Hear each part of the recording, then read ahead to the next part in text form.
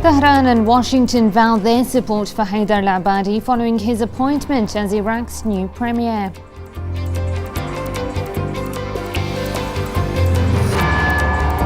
A wave of bombings across the Iraqi capital Baghdad leaves over 20 people dead and scores of others injured.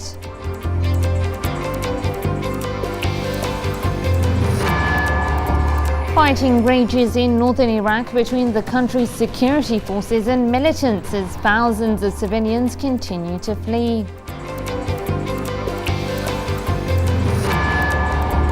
And indirect negotiations between the Israelis and Palestinians in Cairo failed to produce any major breakthrough as of yet.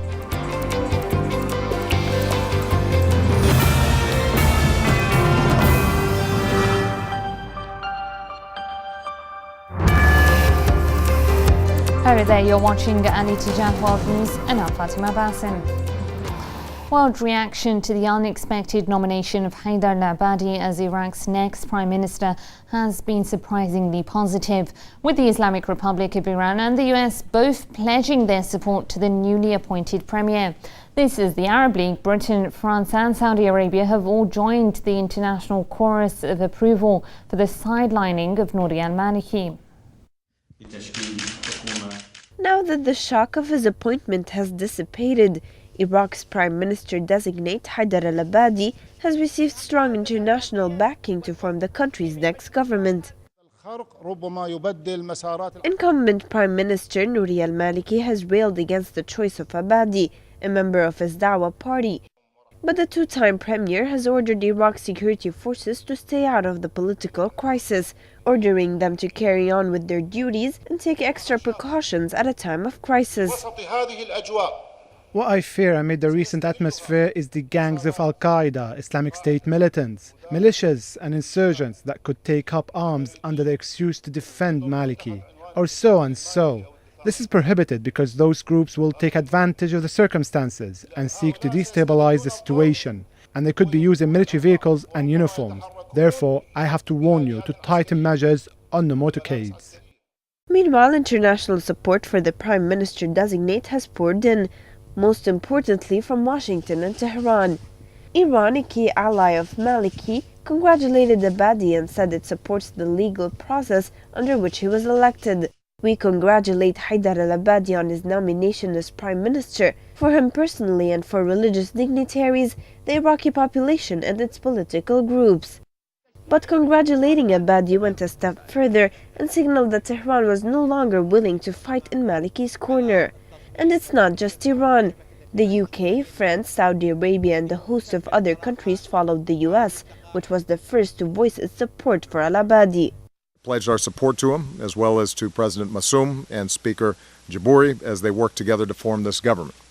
Meanwhile, I urge all Iraqi political leaders to work peacefully through the political process in the days ahead. We too welcome the steps that have been taken inside Iraq to form a more broader-based government that can help give Iraq a more stable future. The Arab League, for its part, joined the international chorus of approval for the sidelining of al-Maliki. The Arab League welcomes Iraqi President Fahd Massoum's tasking of Haider al-Abadi to form a new government. Now, as international support for al-Abadi's nomination continues, al-Maliki appears to be left with little options but to congratulate al-Abadi and bow down to international and regional pressure. Let's take a look now at the political background and biography defining the Iraqi Prime Minister-designate Haider al-Abadi. Haider al-Abadi is an Iraqi Shia Muslim, was born in Baghdad in 1952. He is part of incumbent Prime Minister Nouri al-Maliki's State of Law coalition and a staunch supporter and member of the Dawa party. Al-Abadi received his education at the University of Baghdad and later graduated with a doctorate from the University of Manchester in Britain.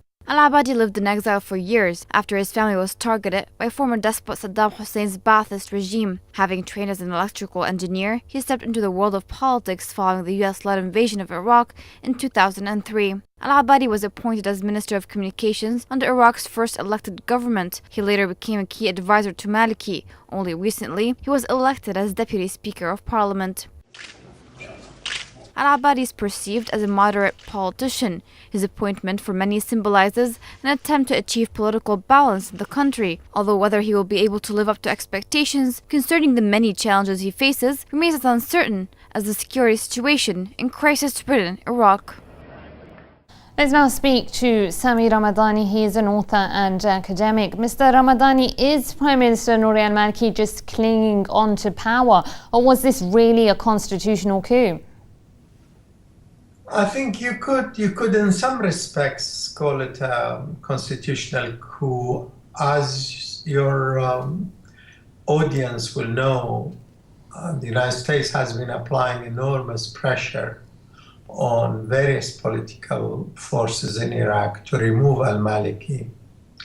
Now, what really upset the United States about Maliki's policies was his refusal to join in the effort to topple the Syrian government and his refusal to stop Iran from helping Syria.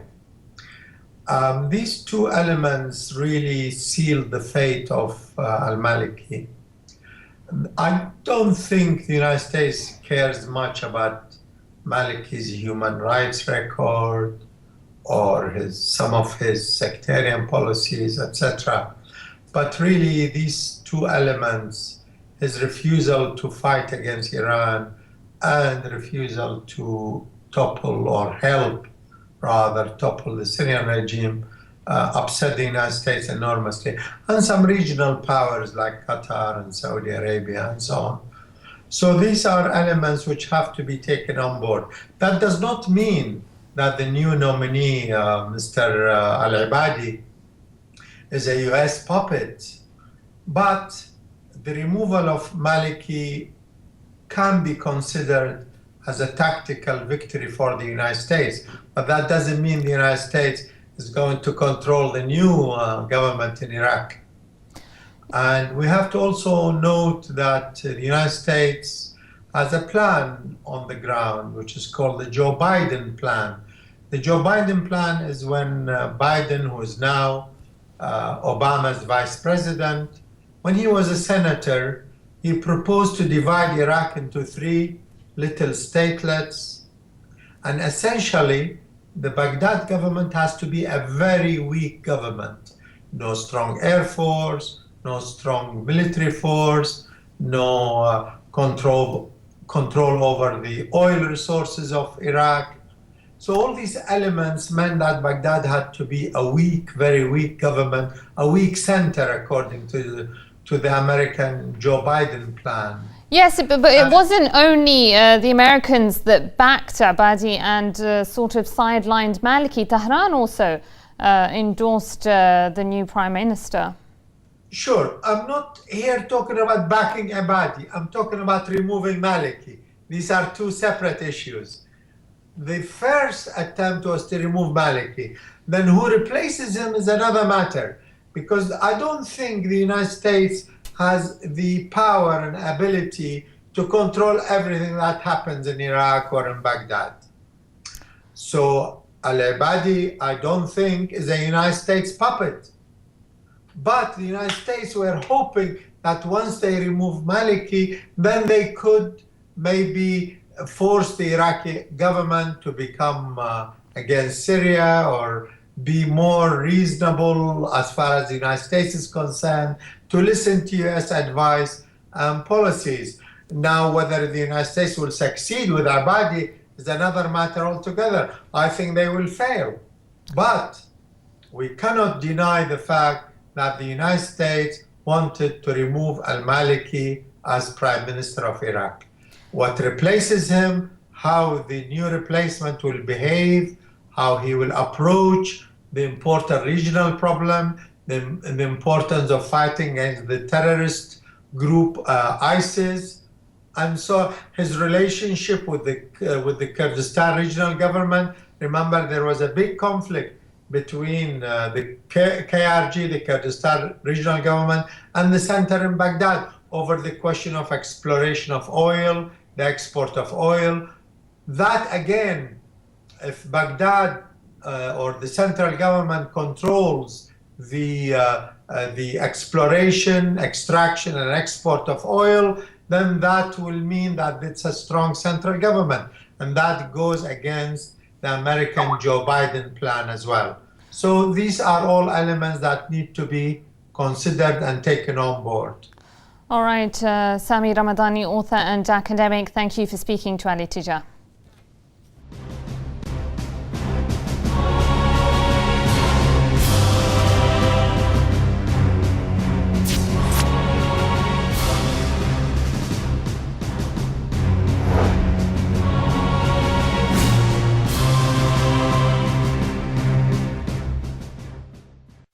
Staying in Iraq, where at least 21 people were killed and several others wounded in the capital Baghdad following a series of bomb attacks. Security sources said that 2 car bombs exploded in the neighborhoods of Za'faraniya and Al-Karrada. According to the National Iraqi News Agency, another car bomb detonated near a checkpoint belonging to the anti-Al-Qaeda Awakening movement northeast of Haditha. A loud explosion was also heard north of the city of Kazmiya, though the number of casualties remains unclear.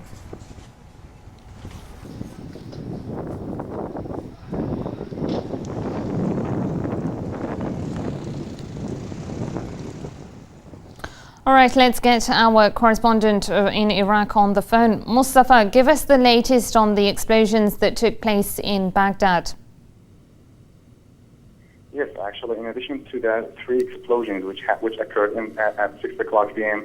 today in the center of the capital, Baghdad. Another 2 IEDs detonated. One of them was in Kadamiyya city, and the other in Palestine Street district in the center of Baghdad. The casualties, the first casualties, they said the security, police sources and medical sources said about 3 people have been injured and killed in the series of violent attacks which occurred in the center of Baghdad. Till now, this number had not been verified by these sources, but this is the first result of these attacks in the center of Baghdad. Also, the Iraqi army and the Iraqi forces have been deployed in the main entrances of Baghdad, and now the Iraqi forces try to search for the attackers and to implement these attacks in the center of Baghdad. These attacks actually occurred after the former Prime Minister Nouri al-Maliki, who actually addressed a number of military commanders in the center in Baghdad. He said that they should be well aware and should take precaution at procedures to prevent any terrorists from launching several attacks targeting the civilians in the center of Baghdad. Yes. All right, Mustafa, thank you for those updates.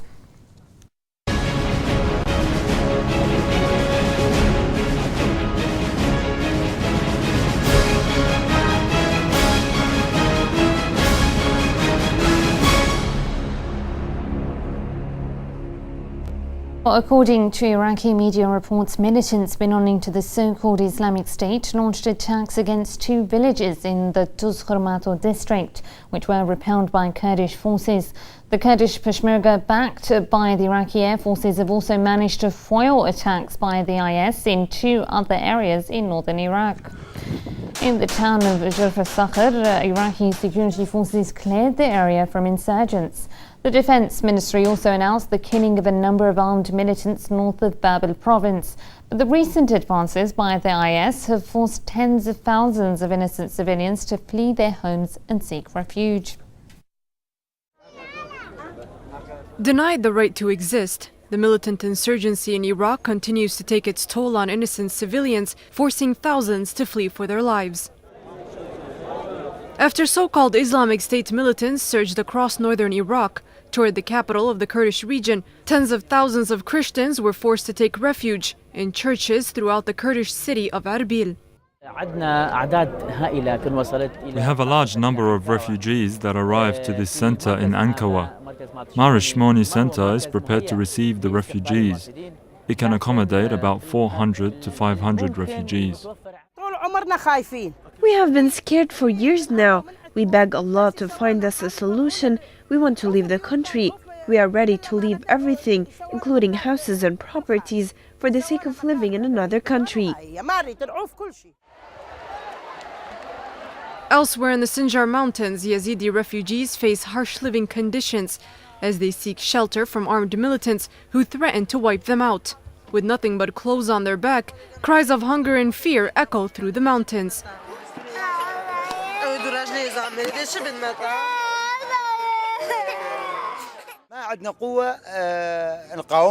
We could not fight them. We do not have the power to fight them.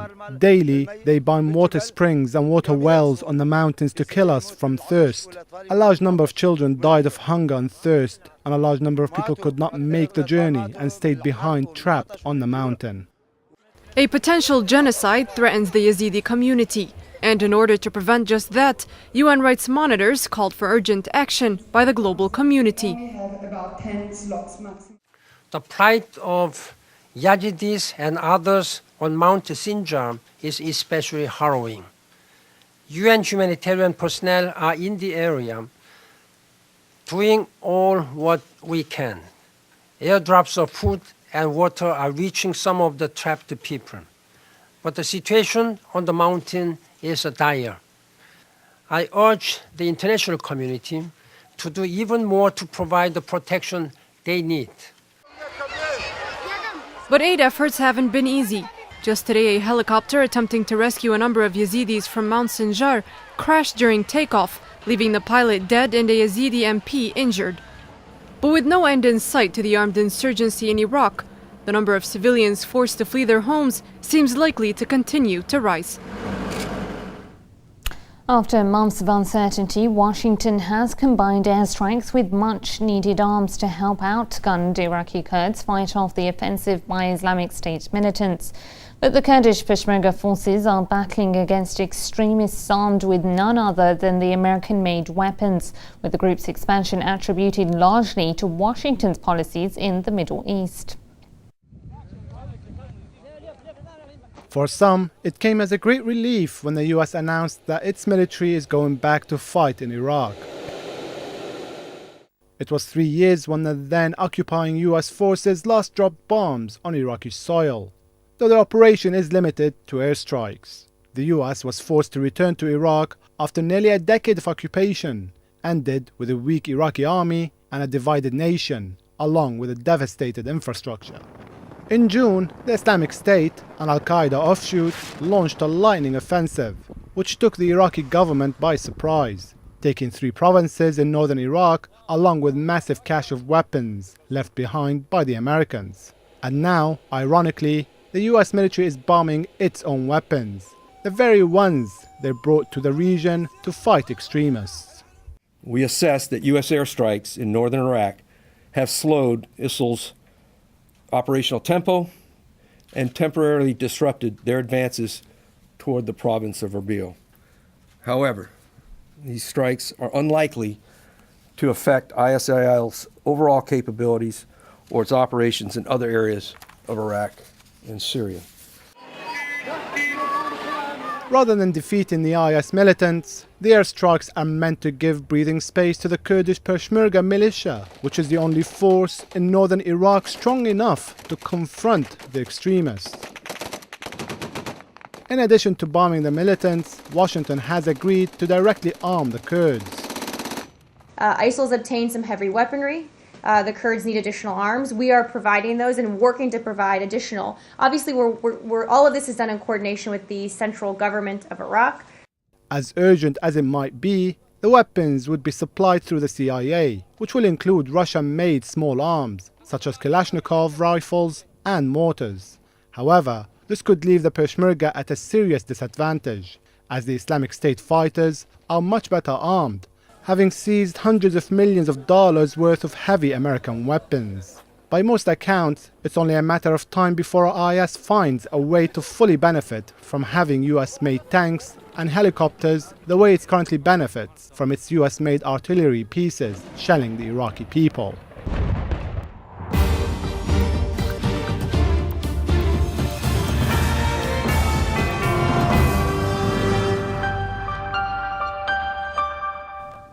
In solidarity with the youth of Gaza, hundreds of Palestinian children in the occupied West Bank held rallies demanding that the UN take stronger steps to protect children affected by the conflict in the coastal strip. Young marchers set out for the United Nations office in Ramallah, calling on international organizations to protect Gaza's children from the Israeli war machine. At least 449 children have been killed since the start of the Israeli offensive on the besieged enclave last month. Justice, we request to be put on top of your priorities and agendas because we deserve to live. We hope for an end to our misery by ending the occupation and to hold the killers accountable for the brutal crimes against children of Palestine. We as well require an atmosphere of freedom, safety, protection, and independence for us, so we can live in peace, equally to the children in the world. We trust you and we count on you. Meanwhile, hundreds of Palestinians in the Gaza Strip staged rallies to support Hamas. Supporters of the Palestinian resistance group marched in the streets of Khan Yunis before gathering at a rally attended by several Hamas officials. This is a message of resolve to the negotiating team. It is a show of support to demand that the team hold on to the rights of the people. This team does not represent only itself, but represents a great Palestinian people that is patient and victorious. Well, tense negotiations are underway in Egypt to try to hammer out a long-term deal to end the conflict in Gaza. Slight progress has been made, but no major breakthrough has come from the closed-door negotiations. This as Gaza's residents struggle to come to terms with the massive devastation caused by the brutal Israeli war machine. Relative calm and a gradual return to normality in Gaza is being met with shuttle diplomacy in Cairo. Even though a 3-day truce continues to hold, the first Israeli violation was recorded in Rafah, where an Israeli Navy ship launched a series of strikes. In Egypt, Israeli and Palestinian negotiators have reported slow progress and conceded that wide gaps remain. The Zionist regime has called for an extended ceasefire after agreeing to release a group of detainees in return for the remains of 2 Israeli troops. But the rest of the Palestinian demands remain on the table: an end to the Israeli blockade of Gaza and the establishment of a seaport and airport are issues likely to top Tuesday's discussions. The Palestinian resistance, for its part, has rejected any talk of demilitarization. Back in Gaza, all attention has shifted to the scope of destruction inflicted by the Israelis. Thousands of homes have been reduced to ruins. The process of reconstructing all this could take many years and cost billions of dollars. I think it's just like a painkiller for us. Basically, we are here waiting for any chance to be more normal people, like anywhere in the world.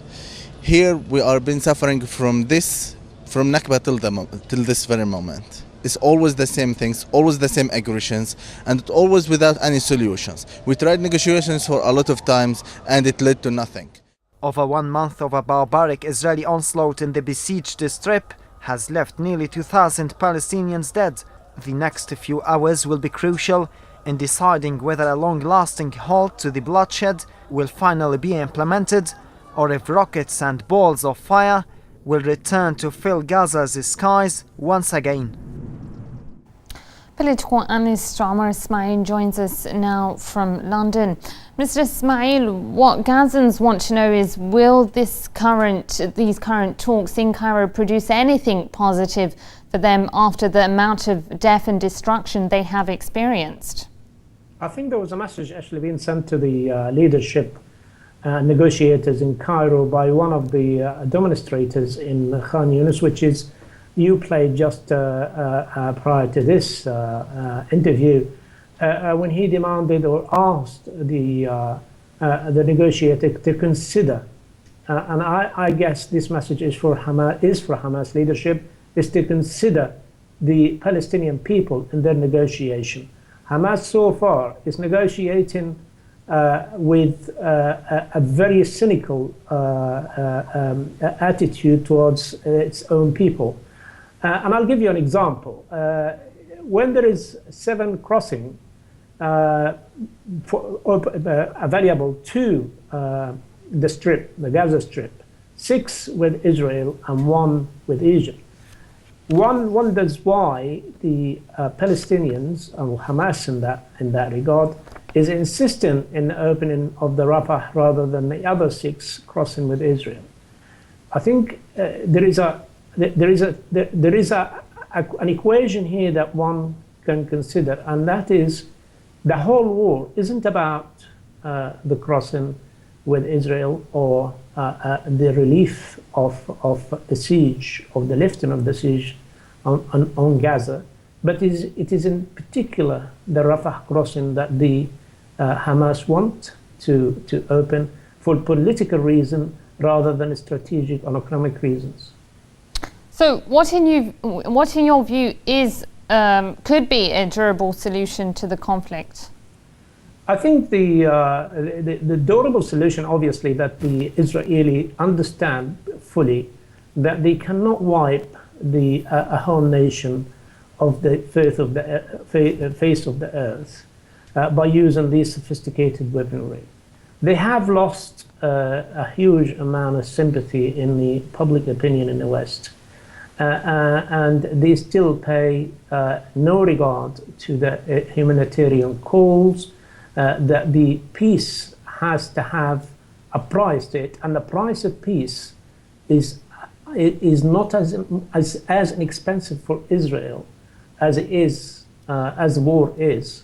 I think if we go for another war, or this war continues, Israel will find itself isolated in the world stage. Israel need to, and the Zionists in particular, I just don't want to lump the whole Israelis in the same camp. The Zionist rulers of Israel and the right-wing government in Israel has to understand that if it wants to live in peace in this area, then the Palestinian people have the right for self-determination, for peaceful existence in a two-state solution, between Israel and for the Israelis and the Palestinians. All right, political analyst Omar Ismail, thank you for speaking to Ali Tijah. You're watching Ali Tijah World News, still to come. Human Rights Watch says that Cairo's crackdown against anti-government protesters could constitute crimes against humanity.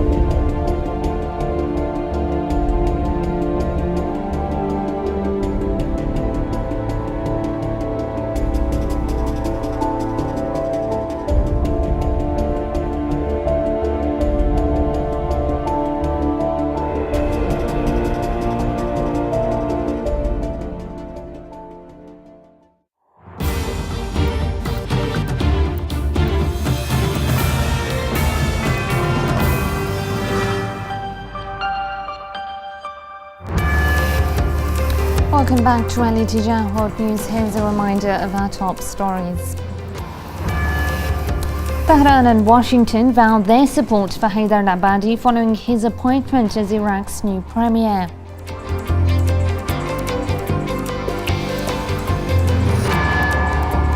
A wave of bombings across the Iraqi capital Baghdad leaves over 20 people dead and scores of others injured.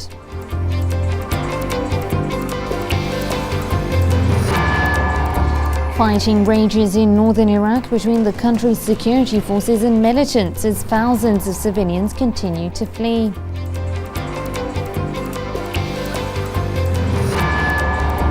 And indirect negotiations between the Israelis and Palestinians in Cairo failed to produce any major breakthrough as of yet.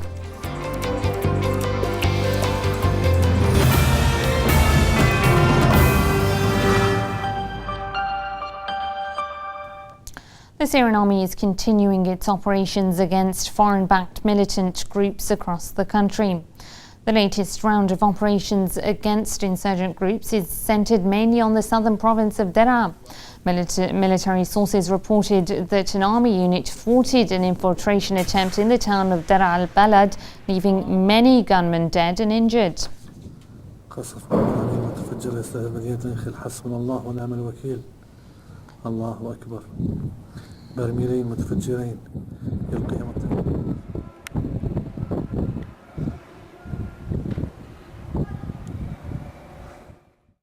Egyptian President Abdel Fattah al-Sisi held talks with his Russian counterpart, President Vladimir Putin, in the city of Sochi, where the two allies tackled cooperation between Cairo and Moscow, as well as regional developments. Since I became defense minister, our relations haven't broken off. Our foreign ministers as well as other leaders have maintained contact. During a short period of time, we have succeeded in charting a new phase for the ties between our two countries. I would like to thank President Sisi for the talks today, which were very constructive. We confirmed our mutual interests in strengthening our ties in all areas. Meanwhile, marking 1 year since the killing of hundreds of Egyptians during Muslim Brotherhood rallies, the Human Rights Watch demanded that the country's president, along with other leaders, be probed for their part in the crackdown that could amount to crimes against humanity. One of the largest killings of demonstrators in a single day in recent history. This is what Human Rights Watch termed the bloodshed in Cairo's Rabaa al-Adawiyya and Nahda squares. Exactly 1 year ago, Egyptian security forces stormed the camp set up by Muslim Brotherhood supporters who were protesting against the ouster of former President Mohamed Morsi with a license to kill. The international rights group has demanded that current President, then Army Chief Abdel Fattah al-Sisi, and 2 other leaders be investigated for their involvement in the killing of civilians.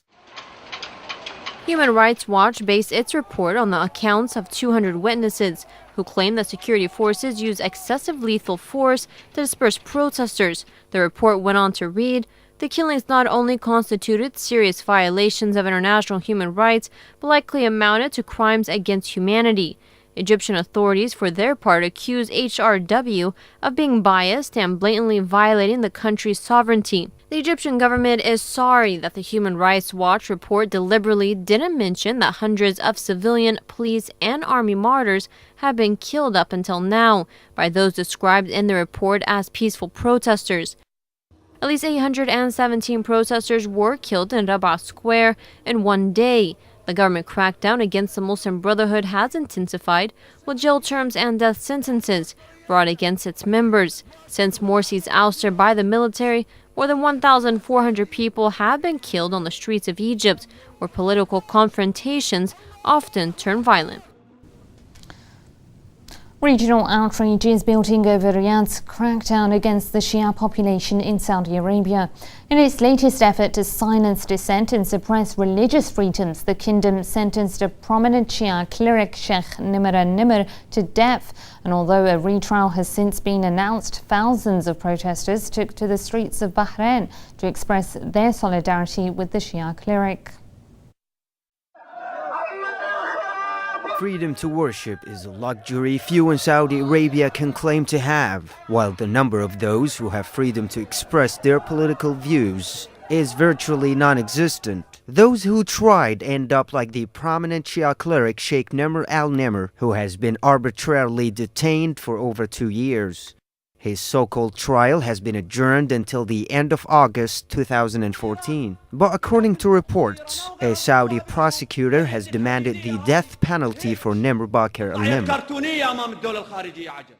Sheikh Nimr was attacked, injured, and arrested by Saudi security forces as he was en route to his house in the Qatif region of Saudi Arabia's eastern province on July 8, 2012. He was later charged with disturbing the country's security, delivering anti-government speeches, and defending political detainees.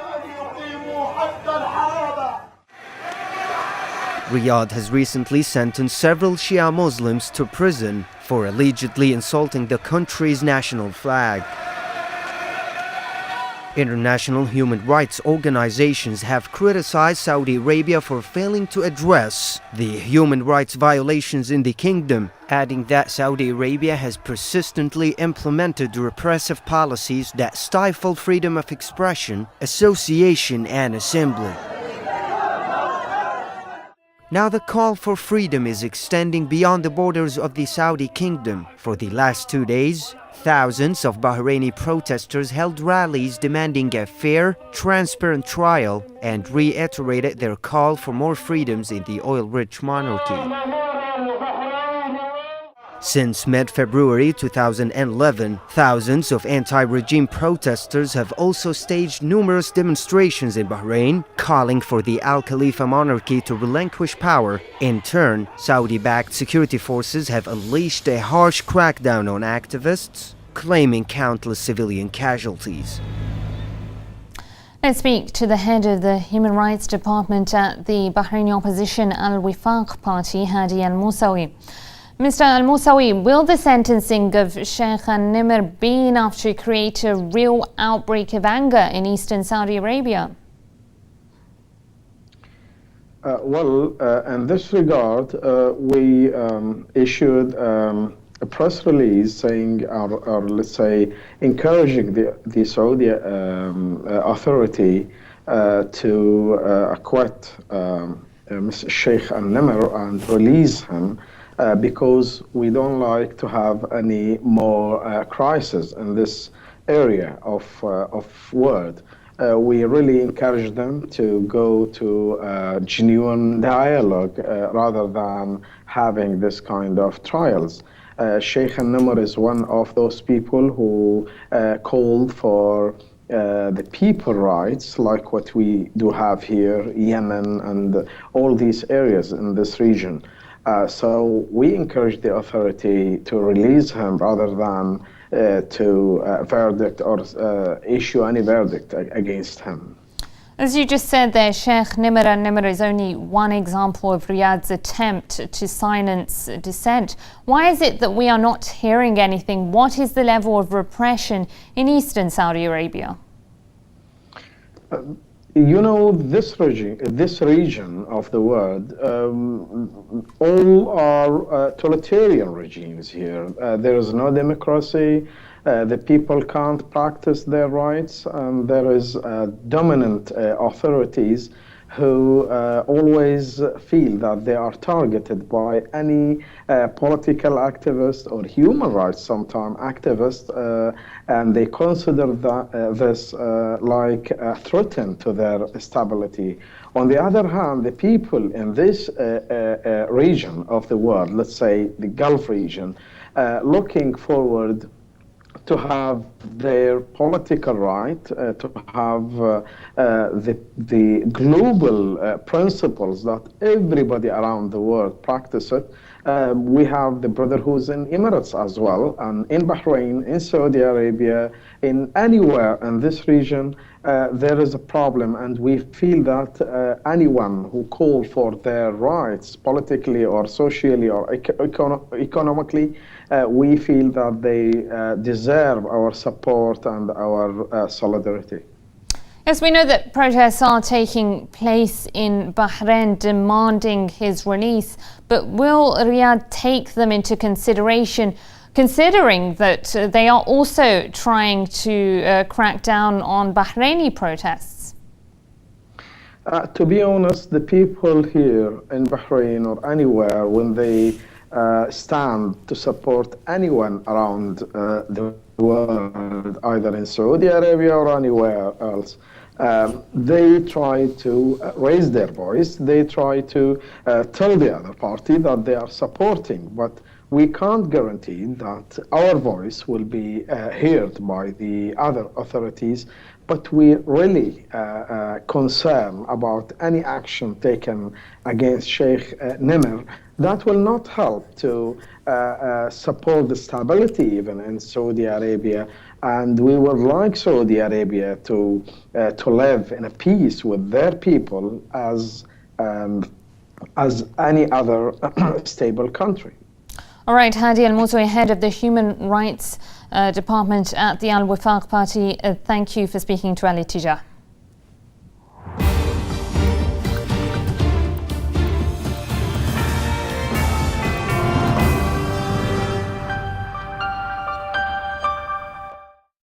Of government officials and experts took part in the Islamic Republic's biggest economic event this year.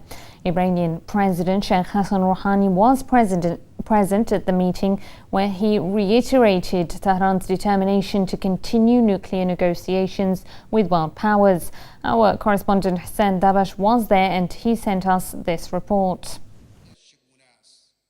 It's the biggest official economic event in the Islamic Republic of Iran so far this year. A meeting hosted by the president's office saw about a dozen of the country's top economic and financial experts, including the Iranian Commerce, Petroleum, and Industries and Mines ministers present to discuss the latest financial developments. Iran's president Sheikh Hassan Rouhani was also there, and after 1 year of being in office as Iran's president, he is positive of his administration's work in running the country's economy. The president also noted that Iran is determined to continue its negotiations with world powers over its nuclear energy program.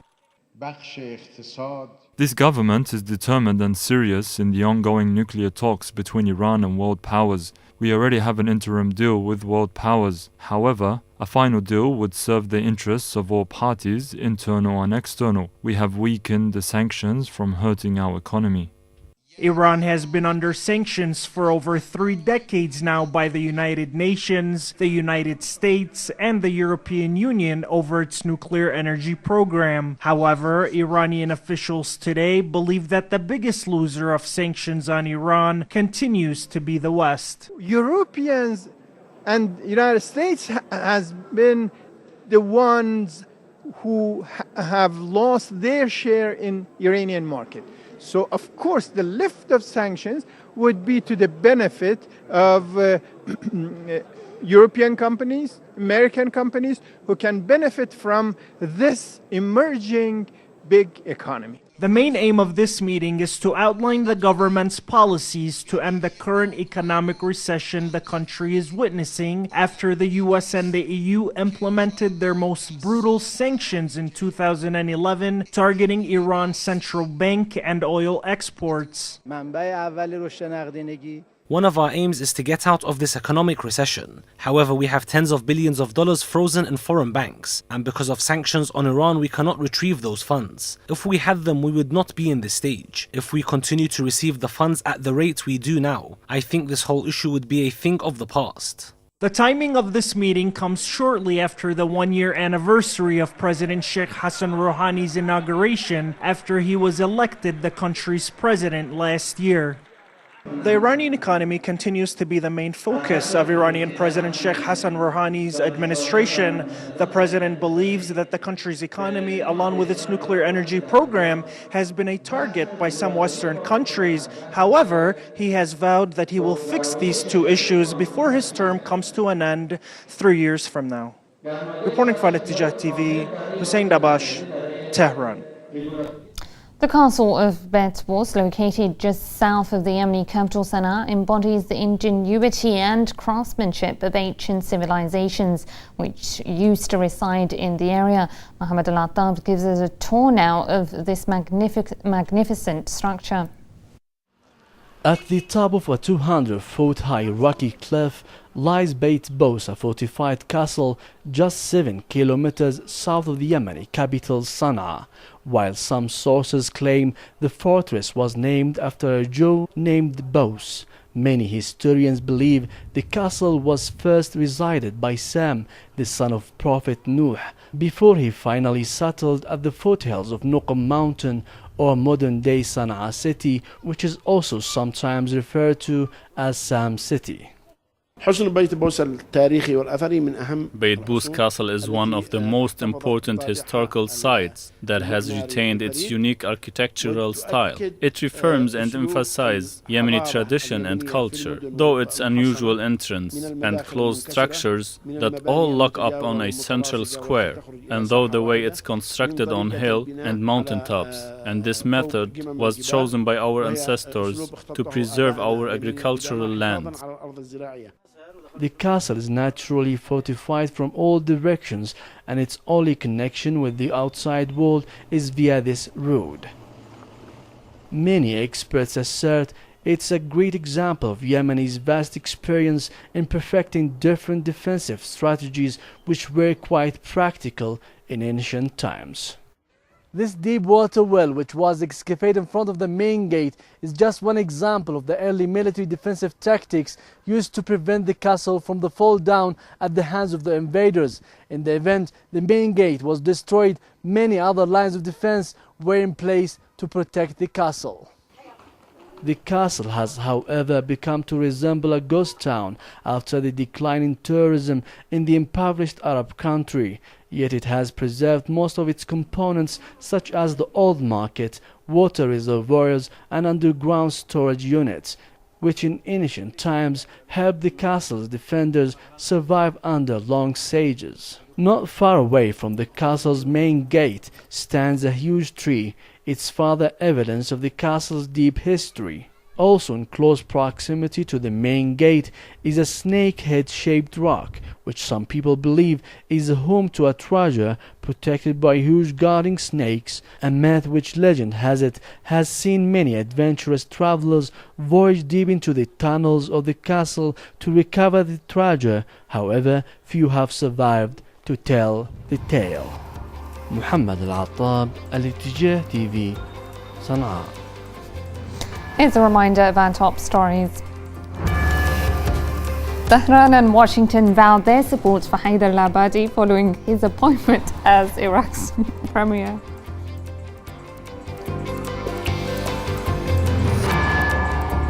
A wave of bombings across the Iraqi capital Baghdad leaves over 20 people dead and scores of others injured.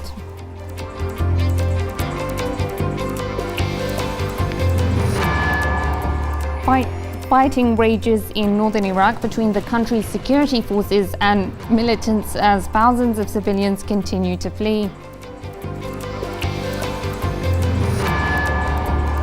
And indirect negotiations between the Israelis and Palestinians in Cairo failed to produce any major breakthrough as of yet.